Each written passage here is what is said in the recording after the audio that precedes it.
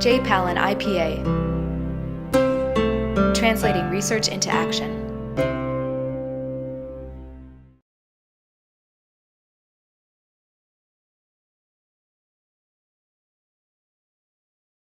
Okay, so now we have the results. I guess I just jumped right to it. So across all treatments,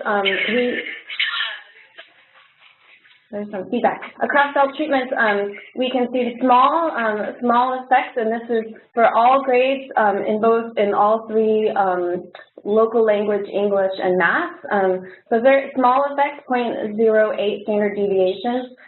For treatment 1, which is the during school remedial education with TCAs, but we see that they're significant. But when we drill down further, we see that these effects are focused mainly on grades 3 and 4. And so this is looking across all subjects in grades 3 and 4. And you can see again that all of the interventions we're seeing positive effects. But that they're slightly higher when we include a teaching assistant who's focused on remedial ed. And in this when you look at it in an average like this across P3 and P4, the during school and after school are fairly similar in the effect size that they're having. And you might wonder why we don't have P2, and there's a lot of when we look at P2 scores, we see that there are most of the effect is very much on alphabets, and so when you look at the overall test, the overall effect of the program seems to be smaller, but it's mostly focused on the most basic skills. And also, we've been seeing that it seems that the P2 classes, because the students are just generally at a lower level, that the split of the classrooms maybe wasn't done as well or as consistently. So there's some reasons to believe that maybe the program and the way it was implemented was less so effective. So focusing in on local language reading skills, and reading, of course, is a very important building block for later skills. We see you see that in P3 and P4 that a lot of the effects are driven from reading, and that they're much larger when you look at them and sort of remove them from the other average effect size that I showed you earlier. And these are effect size that are similar to other education programs and pretty exciting. So we haven't talked much about implementation, and if you have questions, we're happy to. But one of the things you should note is that just like you might imagine with any national program implemented for the first time through the government, there were some challenges. And so one of these was just making sure, overall, in like so many countries, teacher attendance and teacher time on task is a challenge in Ghana. And we had similar challenges with our teaching community assistants. And interestingly, we experienced quite huge delays in the payments of the TCAs from the National Youth Employment Program, and so you see a decline in sort of TCA attendance over time. Although I would note that we're talking about very significant delays, and so it's good to at least see that they were having some treatment, and that the time on task was somewhat similar to teachers, if not a little bit lower. And it might not be a surprise to anyone that just throughout time, the after-school time on task and attendance was lower for TCAs, and you can imagine that there's an accountability mechanism that doesn't exist in the same way since the school was closed. So here, this is for grade 2, and the EL1 is N-line 1 and N-line 2, so like you could think about it kind of as year 1 of the program, although it was only 13 weeks in year 2. And so what we wanted to show here is that really the intensity of the program, partly because of the TC attendance, dropped over time. So when you look at remedial ed with teaching assistants, both during and after school, that's T1 and T2, you see that in the second year, the program intensity was lower. But when you look at T3, now this is just the treatment with only assistance, there's no targeted instruction, you see that the program was intensified in the second year. And there's reasons that you could think about that, but maybe the TCAs gained some sort of experience and some confidence in the second year, and so that they were able to have a larger influence on their students. And also some steady results with the teacher training, and the teachers were also getting some repeat training, but it didn't diminish in the same way. And you might wonder why. And one reason is we during the second year, based off of monitoring feedback, we recognized that teachers were having a difficult time targeting the instruction at their students level, and so we trained them to divide their class across P1 and P2 and P3 into ability levels, and so that we changed the classroom environment so that each class was more focused on a specific ability level. And so it seems to me that rather than having the results dwindle off, it's not a huge increase, but at least they stayed steady.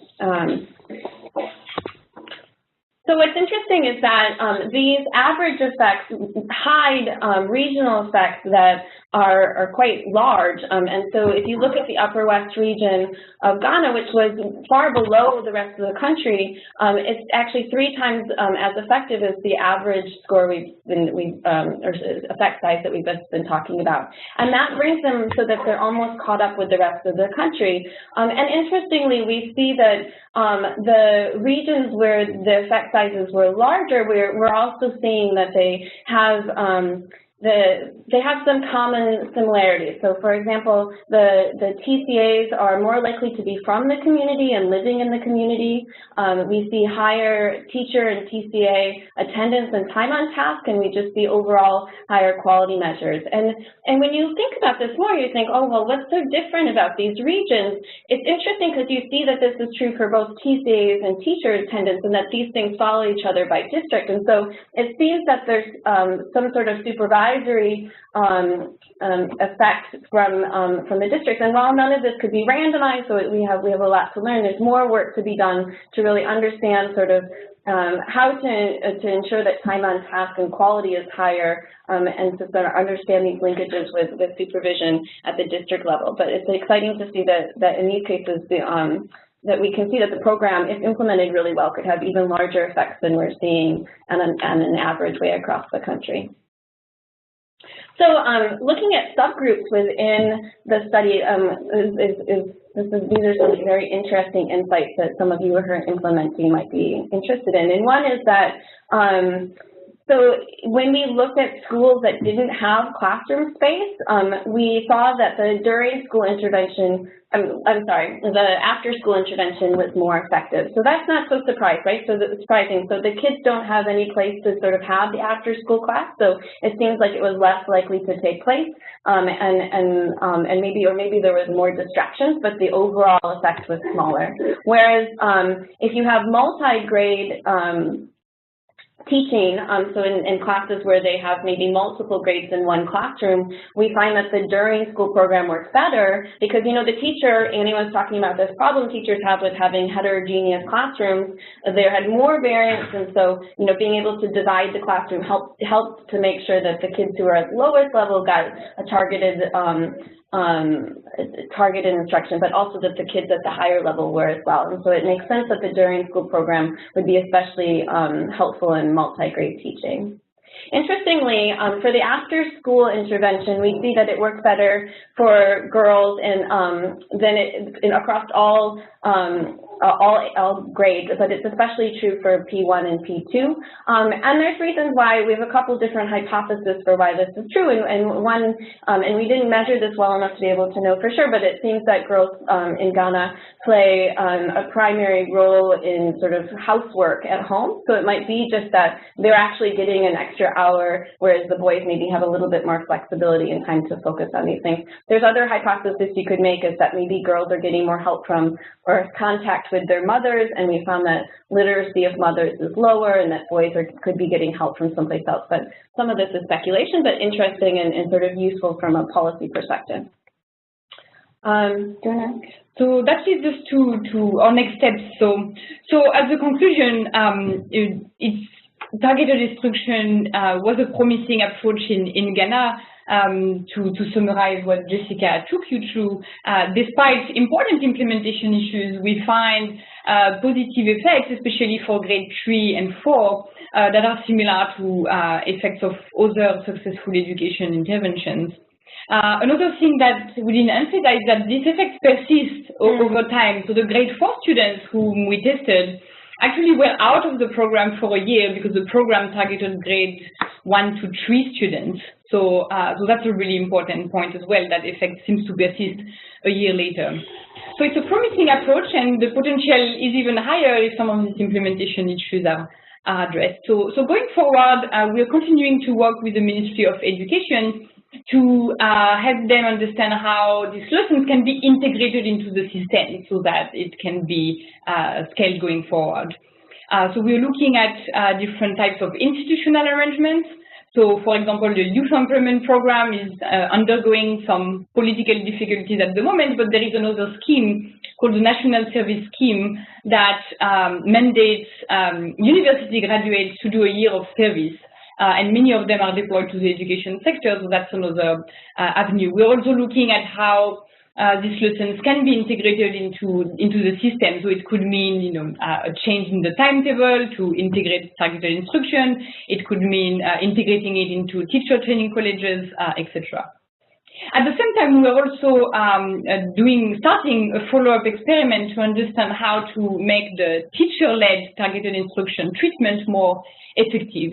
So as you saw, the results were smaller for the teacher-led intervention, and that's because the teachers often were not enforcing the intervention. I think we find that 15% of the time only they were actually doing what they were supposed to do. But yet we do see small effects, so that means that if it was implemented more systematically, the effect should be larger. So the question is how, and this question is very important to governments because it is complicated to add extra staff into schools. So the question is how do we get the teachers to enforce this approach more systematically? And so we're going to experiment with different ways to motivate and support the teachers to do that using the school supervisors who are called the circuit supervisors in Ghana. So we are excited to tell you more about the new findings of this new study in a couple of years.